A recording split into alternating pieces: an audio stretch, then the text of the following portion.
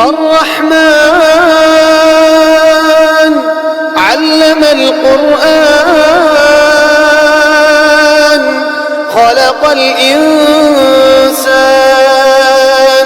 علمه البيان الشمس والقمر بحسبان والنجم والشجر يسجدان والسماء رفعها ووضع الميزان ألا تطغوا في الميزان وأقيموا الوزن بالقسط ولا تخسروا الميزان والأرض وضعها للأنام فيها فاكهة والنخل ذات الأكمام والحب ذو العصف والريحان فبأي آلاء ربكما تكذبان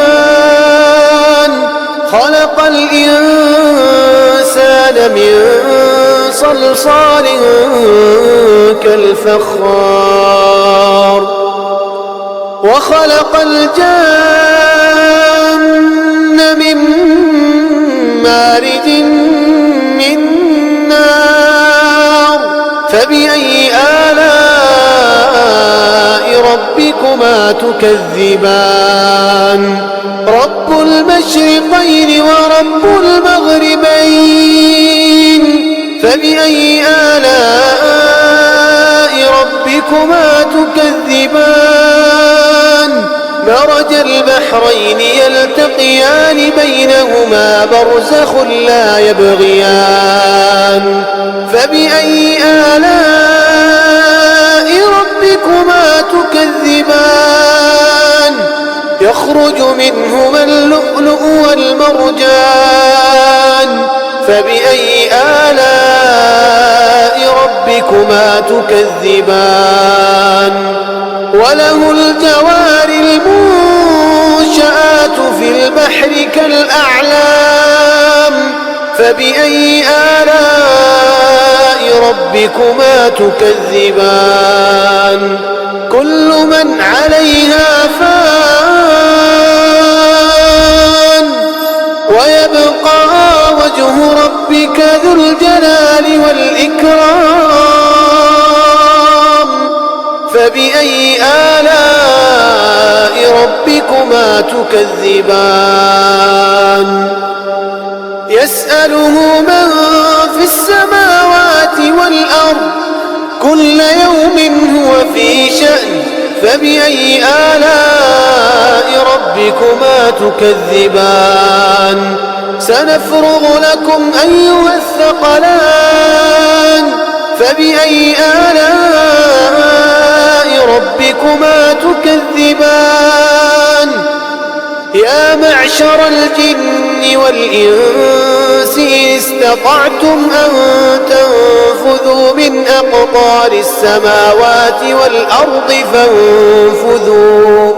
لا تنفذون إلا بسلطان فبأي آلاء ربكما تكذبان يرسل عليكما شواظ من نار ونحاس فلا تنتصران فبأي آلاء ربكما تكذبان فإذا انشقت السماء فكانت وردة كالدهان فبأي آلاء ربكما تكذبان فيومئذ لا يسأل عن ذنبه إنس ولا جان فبأي آلاء ربكما تكذبان يعرف المجرمون بسيماهم فيؤخذ بالنواصي والأقدام فبأي آلاء ربكما تكذبان هذه جهنم التي يكذب بها المجرمون يطوفون بينها وبين حميم آن فبأي آلاء ربكما تكذبان ولمن خاف مقام ربه جنتان فبأي آلاء ربكما تكذبان ذواتا أفنان فبأي آلاء ربكما تكذبان فيهما عينان تجريان فبأي آلاء ربكما تكذبان فيهما من كل فاكهة زوجان فبأي آلاء ربكما تكذبان متكئين على فرش بطائنها من استبرق وجنى الجنتين دان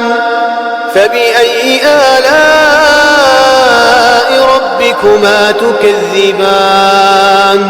فيهن قاصرات الطرف لم يطمثهن إنس قبلهم ولا جان